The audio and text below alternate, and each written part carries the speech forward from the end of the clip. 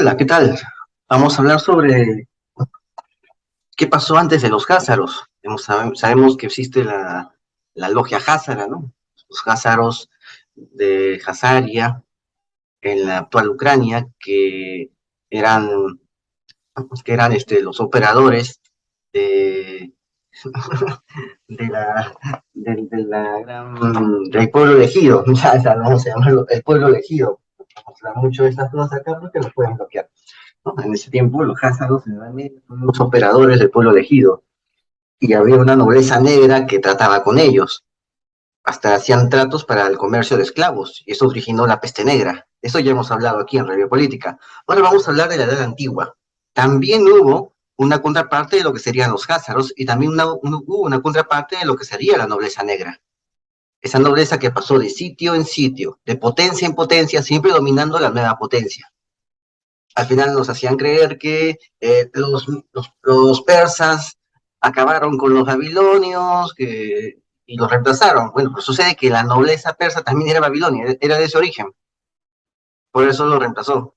Era esa nobleza negra que paraba pasando de imperio en imperio y siempre gobernaba el mismo. Pero nos hacían creer que era un conjunto consecutivo de imperios, que bueno, en verdad era la misma élite dirigente, la que se podía mantener en esta situación.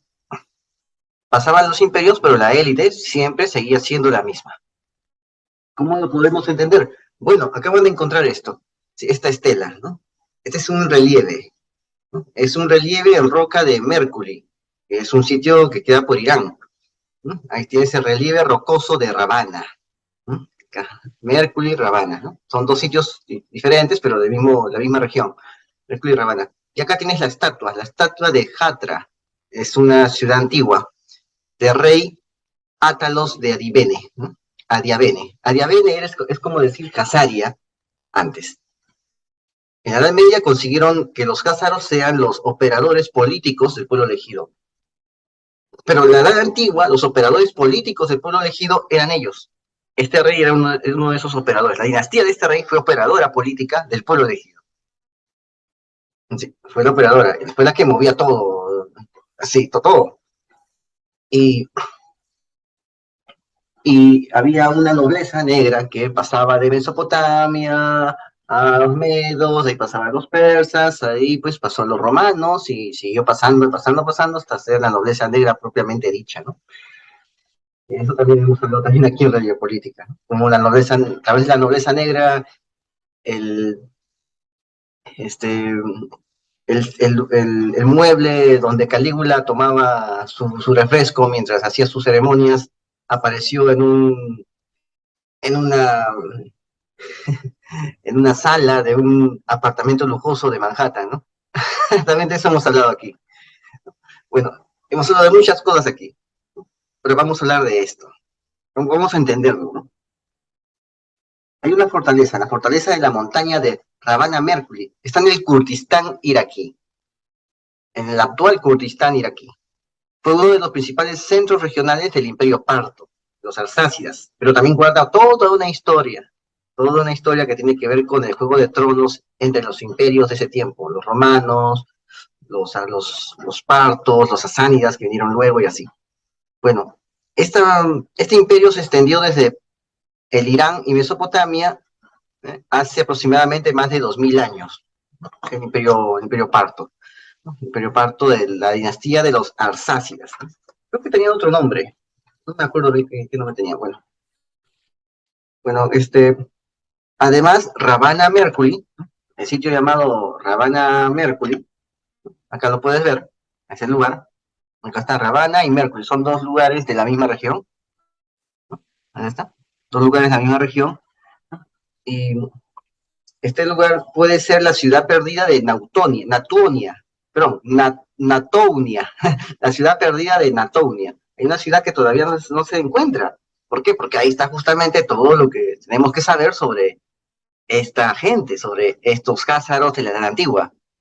Y te digo algo, cuando los romanos entraron aquí en las guerras con los partos, las guerras partas, quemaron casi todo para evitar que se sepa pues la verdad de esta dinastía. Por eso no se sabe muy bien todo el transcurso histórico de esta dinastía, de este reino de Adiabene. que es justamente un reino que servía a los partos. Es así.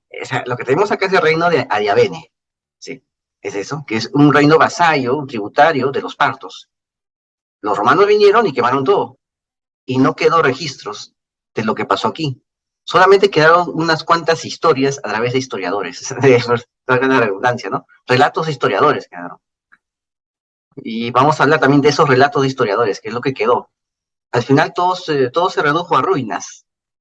Todo esto a ruinas. Pero acá vivía de esos reyes de Aravena, que eran reyes que también profesaban la religión del pueblo elegido. Sí. Y le servían a ellos. Y servían al Sanedrín. Sí, desde su reino, ¿no? Después se llamó reino de Edesa, el reino de Orusania, no me acuerdo bien, pero apareció ese reino. Y vamos a ver cómo fue que sus dioses comenzaron a mutar, porque el Estado lo que hace es transformar a los dioses. Ya hemos visto cómo el Estado crea dioses, crea a, a Júpiter Serapis, ¿no? Ya hemos visto cómo los crea. Hace teoingeniería, ¿no? Hace ingeniería con los dioses. Igual pasó acá, para adaptarlo a las nuevas necesidades, ¿no? De la vieja élite, las nuevas necesidades de la vieja élite. Este lugar está situado en un flanco suroeste de un monte llamado Piramagrum, en las montañas de Zagros. Sabemos que las montañas de Zagros justamente están al este de Mesopotamia.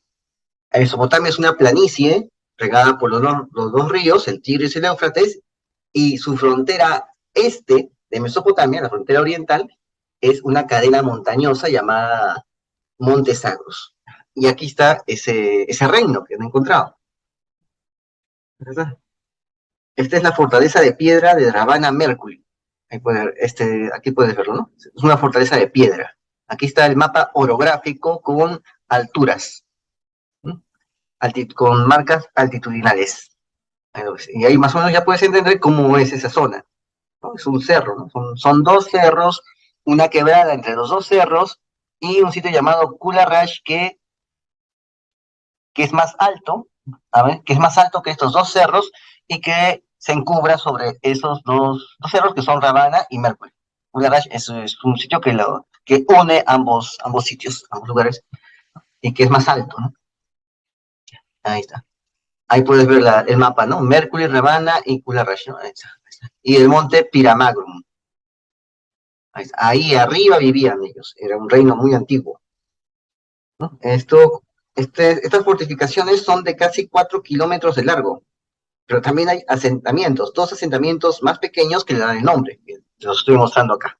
Justamente acá abajo está la planicie, donde inicia Mesopotamia, ahí está abajo es la planicie, y al frente están los montes Sagros. O sea, es la frontera entre Mesopotamia y los montes Sagros, la foto que estás viendo ahí. Y abajo el mapa orográfico de esa foto, con líneas altitudinales.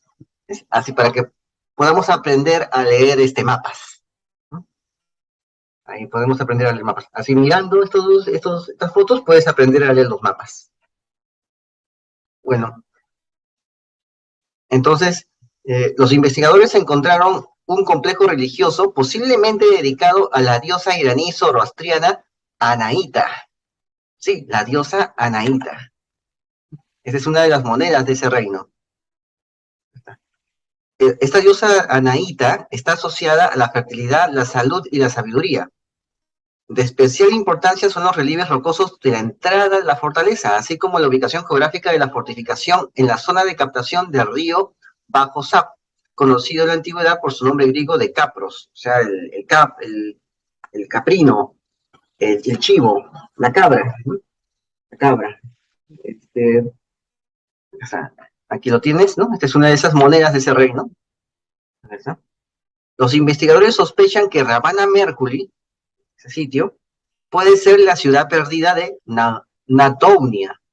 Hasta ahora la existencia de la ciudad real conocida como Natounia, ¿no? En Capros o alternativamente como Natonizarokerta. Ha sido documentada solo en pocas monedas que datan del siglo I, como esta. Ahí está, ahí está. Ahí lo puedes ver la N, al iniciarlo, ¿no? Acá, la N, ¿no ves, no? Nato, ahí está. Nato, Sica, Ciro, Ciro, ahí está. Nato, Ciro, Nato, Nisa, Roquerta. Nato, Nisa, Roquerta. Aquí está. Nato, Nisa, Roquerta. Eso es lo que dice acá, en la moneda. Está hablando de esa ciudad perdida. Esa es la moneda de esa ciudad perdida, donde está el reino de Adiabene. Ahí está, ahí lo ves el reino. Esa es la moneda, ese es un reverso de esa moneda. Esto está en el Museo Británico, esa moneda. Ellos tienen casi toda la información. Esa es la información, ahí está. Bueno, según una interpretación científica, el topónimo Nato Nisa Roquerta se compone del nombre real, Nato Nizar, el fundador de la dinastía real Adiabene. Ojo, que en internet no te va a salir quién es Nato Nizar. Ni siquiera en Wikipedia te va a salir quién es Nato Nizar. Pero según la nota que te lo estoy mostrando, ¿no? Te he mostrado aquí en las notas, ese Nato Nizar es el fundador de la dinastía real Adiabene. Aunque el primer rey fue Isates, del 15 después de Cristo. Isates fue el primer rey. Y nació después de Jesús, unos años antes después de Jesús nació ese rey. Pero dicen que el fundador es Natonízar, ¿no? De repente era su pariente de él, o algo así, una especie de Pelayo, ¿no? Algo así. Entonces, no se sabe exactamente el origen, ¿no? O sea, es una dinastía de origen desconocido. Qué coincidencia que se consolidaron en la zona y se convirtieron al judaísmo, la religión del pueblo elegido, y comenzaron a servirles bastante. ¿No será que eran ellos mismos? Bueno, la palabra parta para foso o fortificación, ¿no? Es Natomisa, ¿no? Fundador, ¿no? Perdón, para el foso o la fortificación de Natomisa, ¿no? Porque Natomisa es su nombre, ¿no? Pero el foso, fortificación, o sea, lo que significa el fuerte, para ese tiempo significaba eh, Okerta, ¿sí? Así, Okerta. Entonces, Natunizar Okerta. Natunizar y Okerta, el foso o el fuerte de Natunizar. O sea, en la zona se llamaba así, Natunizar Okerta. Y Natunizar es el fundador de la dinastía real de Adiabene, del cual no hemos podido conseguir casi nada, perdón, nada de información, más que lo que te estoy explicando aquí. No hay más sobre él. Es un origen bastante oscuro. Tampoco no hay una historia sobre él, sobre cómo logró independizar, ¿no?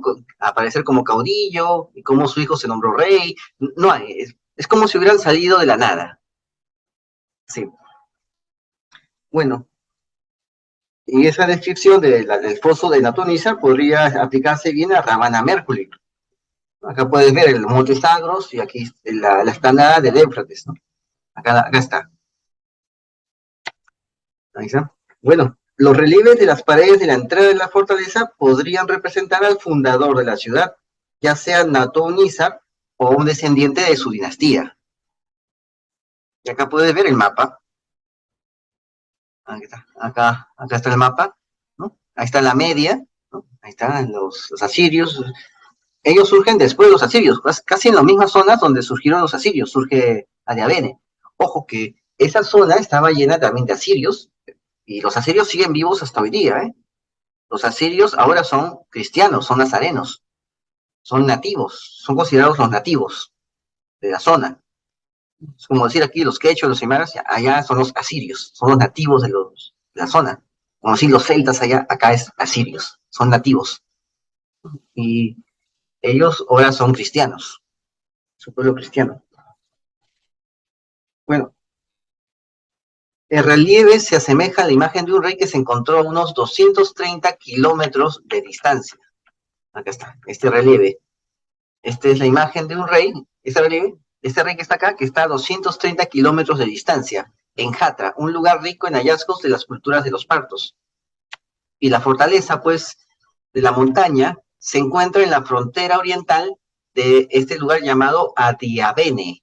que fue gobernada por los reyes de una dinastía local dependiente de los partos.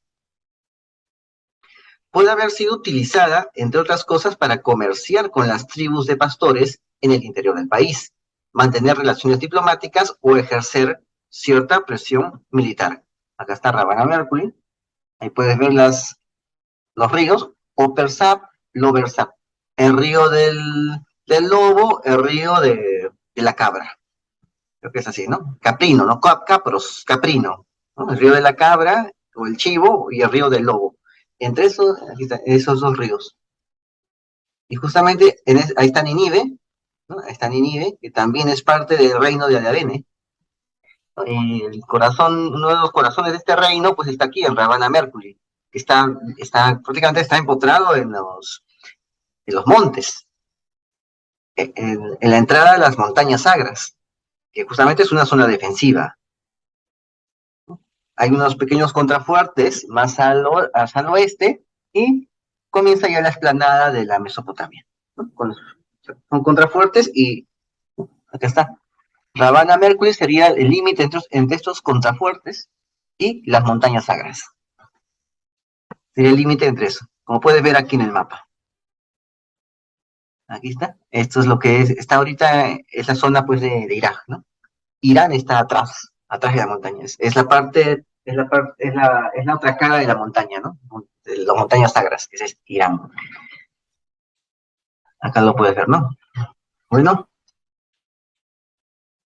Bueno, el considerable esfuerzo que se debe haber invertido en la planificación, construcción y mantenimiento de una fortaleza de este tamaño apunta pues a actividades gubernamentales. Y acá puedes ver pues, esta fortaleza.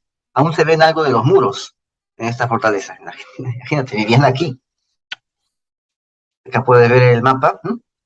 Ahí está Ravana Mercury. Aquí está la pequeña esplanada, una pequeña planicie donde estaba esa ciudad. Que ya lo hemos visto en el mapa, en fotos. Hemos visto cómo se ve la pequeña planicie cuando estás desde abajo. Ahí lo ves. Hay ríos ahí que corren, ¿no? Y aquí están los ríos, ¿no? Aquí está. El río Capros, ¿no? Río Capros, Upper, ¿no? Upper Lover, ahí está. Aquí está el río. ¿Ves? Es uno de los ríos, ¿no? Aquí está. Ahí lo ves, ¿no? Ahí todavía hay sitios arqueológicos ahí. Ahí puedes ver el Piramagrum, del cual hemos hablado, ¿no? Ahí están las montañas, ¿no? Aquí lo ves. Bueno, han encontrado pues el santuario, ¿no? El santuario de Aita, ¿no? ¿Quién es Aita? ¿No? ¿A qué vamos aquí? Aita. Aita es la diosa de las aguas. Es la diosa de la fertilidad, la curación y la sabiduría. Ella representa al río celestial de la cosmovisión indoirania. O sea, ese río celestial, hemos visto cómo el gran lagarto era visto como el río celestial de los egipcios. Bueno, aquí Aita, esta diosa, es un río celestial. Recordamos que en las religiones antiguas todavía no se personificaban a los dioses. Así que esto es bastante antiguo. Después ya personificaron a Aita, pero en sus orígenes ningún dios era personificado. Ni siquiera ni siquiera Buda era personificado. Eso que no era un dios, era un iluminado, sí, pero no era un dios. Ni siquiera él era personificado. Los reinos helénicos que llegaron hasta la India a reinar, ellos personificaron a Buda. Pues ella no era personificada, era vista como un río celestial, que no es otra cosa que la Vía Láctea. Pues. No es otra cosa que eso. El culto de Aita, más o menos aparece más consolidado en el siglo IV antes de Cristo, o sea, lo redefinen los sasánidas, ¿no? Hasta la época sasánida. ¿Qué es Aita? Aita es la que proporciona agua a ríos y arroyos de la tierra. ¿Por qué? Los meteoritos están compuestos de agua y tierra. Es prácticamente lodo un meteorito. Cuando caen con su agua y proporcionan el agua. O sea, algo sencillo, ¿entender? Entonces, eso es. Entonces, Aita, que es el río celestial, ¿no? De partículas celestiales que están ahí, proporciona agua a los arroyos y ríos de la Tierra, ¿no? Pero bueno, los meteoritos proporcionan esa agua.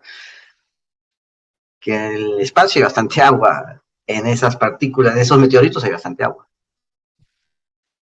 Ella representa la diosa del origen, de un origen incierto. O sea, representa ese origen incierto. y está relacionada con la diosa Inanna Ishtar Astarte, de la cual hemos hablado aquí, que es la diosa de la cual rinden culto las élites, que dominan el mundo. El mundo está dominado por un culto. Y aquí encontramos el altar de Aita. Acá está, de Anaíta, ¿no? Anaíta, de Anaí, de Anaíta. Bueno, esta Anaíta termina siendo sincretizada con la diosa Inanna Ishtar Astarte y tiene el título de la que posee las aguas, poderosa e inmaculada. ¿No? La inmaculada, la diosa inmaculada, la que no tiene mancha, o sea, la diosa sin mancha, el agua cristalina, el agua pura, es ¿ya? La diosa inmaculada, ahí está, de ahí viene, de ahí viene. Entonces, esta diosa es asociada con Istar, justo antes del siglo IV antes de Cristo, asociada con Istar, y también es asociada con Venus. Los persas antiguos la asociaban con Venus, y adoraban a Venus, a quienes llamaban el puro, el inmaculado. Ese Venus, que era el puro, se terminó asociándose con Anaíta, y Anaíta se llamó la Inmaculada, la diosa. Después, cuando lo comienzan a asociar cada vez más con Istar Astarte, la terminaron llamando la Banu, que significa la dama. La dama es un atributo de los dioses típico de Mesopotamia, de los dioses femeninos. Entonces, ahí crean este reino, ¿no? Crean esa nueva teología, modifican eso y la gente tiene que servirles. La realeza iraní que logra hacer este sincretismo, es muy probable que hayan tenido raíces mesopotámicas, esas raíces mesopotámicas, en el cual Ahura Mazda, los iranios, no era otra cosa que el dios Marduk, Mitra, que el dios Shamash, del cual también hemos hablado aquí cuando hablamos de las piedras guías de Georgia. Recuerda que es un culto el que domina el mundo, lo domina el culto de estas élites. Y Anaíta, pues, sería la diosa Astarte, Diana, Afrodita, ¿no? Esa sería Anaíta. ¿Ves? Es la trilogía. Es la trilogía. ¿Por qué hacen esto? ¿Por qué hicieron eso? ¿Por qué modificaron la religión? Para poder implantar templos, el culto del templo. Eso fue lo que hicieron estos reyes. ¿Y qué hicieron en el culto del templo? Muy sencillo. Tenías que pagar el diezmo al templo más cercano en el cual tú vivías. A tu templo más cercano pagabas tu diezmo. Pagabas tu diezmo y de eso se lo repartían con las élites. Los sacerdotes y las élites políticas se repartían ese diezmo tuyo, pero tenías que pagarlo. Y tenías que aprenderte todo tu parafernalia como acólito, como prosélito de ese culto para poder dar tu ofrenda, ¿no? Tu diezmo. Es el 10% de todo lo que tú ganabas. Y así el Estado los educaba en la religión. Es la religión del Estado. Usaron todos los elementos que encontraron y los sincretizaron, hicieron una ingeniería social de esos elementos para que la gente tenga su religión. Es como que la iglesia danesa esté gobernada por la corona, por el rey de Dinamarca y por el Estado danés. Es así. Y esa corona danesa te permite cosas que la religión cristiana en verdad no te lo permitiría. ¿Por qué? Porque es la religión del Estado. Y moldean esa religión del Estado a sus conveniencias de ellos y a tu desmedro tuyo. Igual como hacían acá. Igual, la religión así danesa, la religión única, única danesa, la religión británica, ¿no? Es una religión que te hablan de la Biblia, de Cristo y todo, pero en verdad no aceptan todo lo que dice Cristo, no aceptan todo, sino que lo modifican a su beneficio de ellos y al desmedro tuyo. Es una religión gobernada por el Estado. Y pronto va a venir otra religión que ya se está gestando, que está también gobernada por un Estado llamado Estado Vaticano, en el cual el Papa, en vez de tener la Biblia en la mano, tiene la Agenda 2030 en la mano. La Agenda 2030 es la agenda de la élite Illuminati que justamente adora a estos dioses. ¿Te das cuenta? De eso también hemos hablado ya acá, aquí en Radio Política, ¿no? Las épocas antiguas, los etruscos queriendo una Italia y una era itálica sin italiotas, ¿no? Sin latinos, sin Bas, sin Bosco, sin Ecus, ¿no? Los etruscos quieren una era itálica sin italiotas. Los romanos quieren una era helénica, pero sin helenos, ¿no? Y ahora el Estado Vaticano quiere pues una era universal, católica, un catolicismo, pero sin cristianos. ¿Entiendes? Prácticamente lo mismo, lo mismo, ¿no? Lo mismo. Bueno, entonces vamos a seguir. Entonces, esto originó un culto del templo. Eran impuestos obligatorios al templo. Es el culto de los santuarios. Ese culto surge a fines del siglo V antes de Cristo, como fuente de ingresos para los nobles y los sacerdotes. Ese es el famoso culto del templo. Es una fuente de ingreso. A veces no se pagaban bien las cuentas, no se ajustaban bien las cuentas y pasaba como los Seleucidas. Seleuco es sometido por los romanos lo debilitan, le hacen pagar más dinero, una fuerte indemnización de guerra, no tiene dónde pagar, entonces va a un templo a saquearlo, ¿no? A un templo a saquearlo y muere en ese templo, ¿no? Mientras estaba saqueando el templo y no puede pagar. Así, no puede pagar pues, la indemnización a los romanos, ¿no? Pero ¿por qué un rey haría eso? Sabemos que un rey no lo haría de frente, sino que usaría un pretexto. El mejor pretexto es decir que las cuentas no eran claras y que él sí tenía las cuentas claras y que quería su pago. Claro, y te mostraba cualquier papel, ¿no? O cualquier cuenta, ¿no? Cualquier cosa hecha por cualquier escriba te mostraba, ¿no?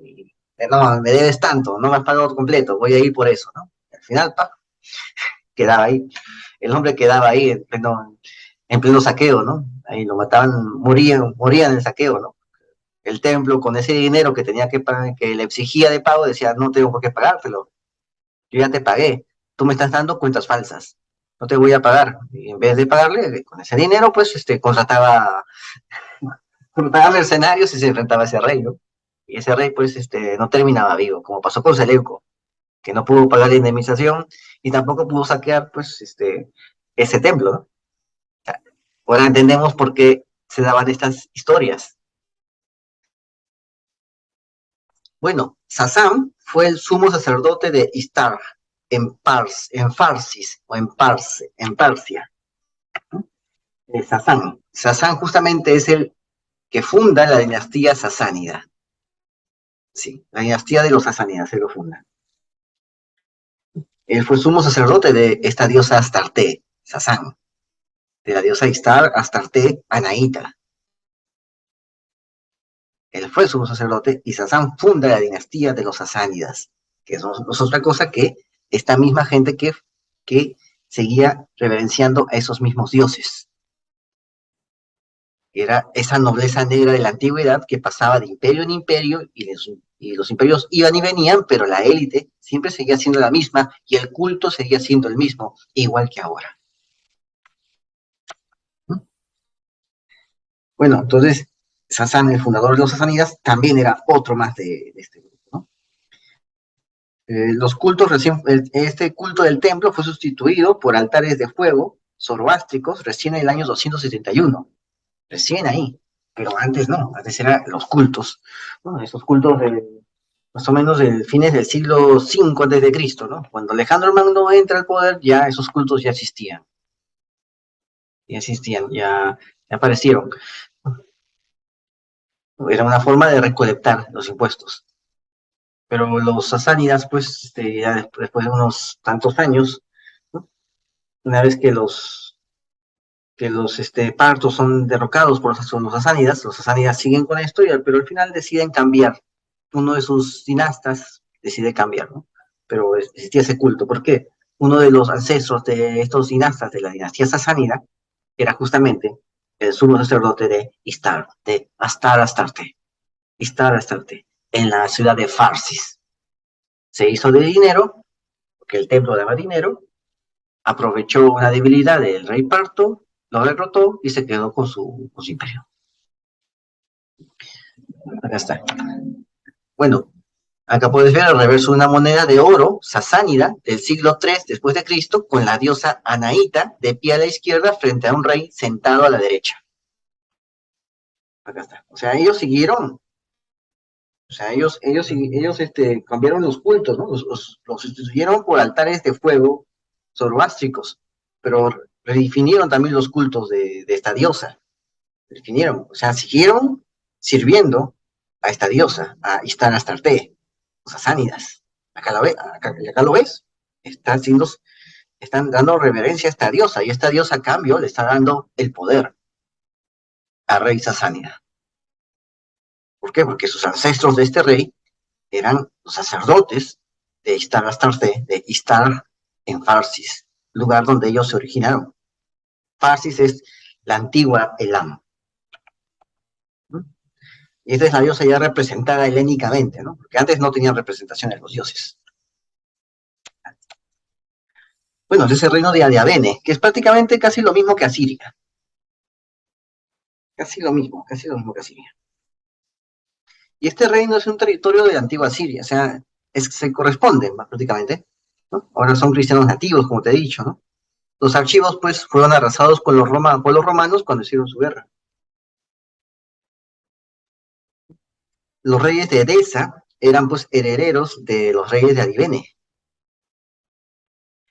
Y sabemos de estos reyes de Edesa, de un tal Argán, que fue el que, creo que también lo hemos hablado acá, hay una leyenda que dicen que ese rey le envió a Jesús una carta diciéndole que en su reino es pequeño, pero hay espacio para los dos. O sea, lo estaba invitando a que vivan en su reino. Todavía no se sabe sobre la legitimidad de esa carta, ¿no? Todavía no se sabe. Bueno, sucede que estos reyes alentaron la revuelta judía en Armenia, ¿sí?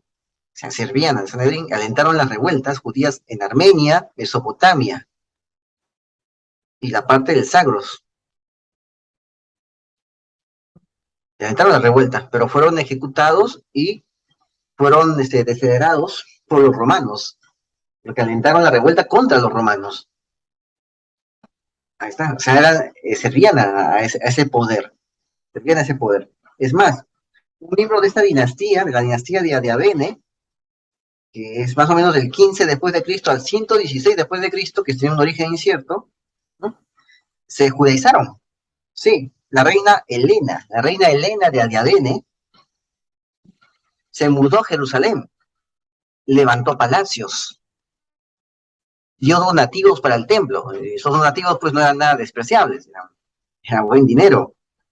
Y participó en la revuelta judía contra Roma del año 70 después de Cristo.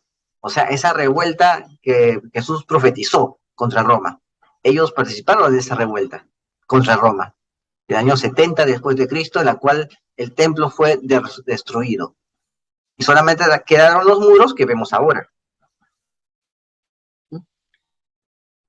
Entonces, ellos eran, ya hemos visto, pues, ellos eran como los házaros de ese tiempo, que alentaban las revueltas del pueblo elegido en varias zonas contra los romanos. No solamente los del pueblo elegido de Israel, también los del pueblo elegido que estaban en Asiria, que estaban en Hatra, que estaban en los Roene, que estaban en Mesopotamia, que estaban en Armenia. La gente del pueblo elegido de ahí servía a estos reyes, que eran de origen bastante dudoso, bastante incierto. Quizás también eran como ellos, porque al final se judaizaron. Una vez de que sometieron a la población nativa de la zona, a través de esta geoingeniería social, perdón, de esta ingeniería social, a través de la religión, una vez que lo sometieron, se mostraron como eran. Se volvieron los siervos de Abraham, ¿ya? Como los házaros, igual que los házaros. Y comenzaron a alentar revueltas de otros como ellos, que también eran la gente del pueblo elegido, en otras zonas que no eran Israel, contra los romanos. Justamente en esta zona, hasta que al final los romanos se cansaron y destruyeron todo, no quedó nada. Es más, no sabemos mucho sobre la historia de Adiabene, más que la historia de la reina Helena, cuyo sarcófago está aquí, en Israel. La reina Helena de Adiabene, aquí está su osario. Es lo único, y eso y otros relatos de otros historiadores es lo único que sabemos. Parece que la historia o estos grupos se han preocupado de que no quede mucho para poder estudiar y para poder entender. Quizás es porque van a repetir el mismo libreto, quién sabe. Bueno, esto fue Review Política. Entra en nuestras redes, suscríbete, comenta y comparte, hazlo viral y no te olvides, la verdad está a la vista. Entra a nuestras páginas clandestinas para que sepas más sobre el reality sanitario global. Así que nos vemos. Saludos.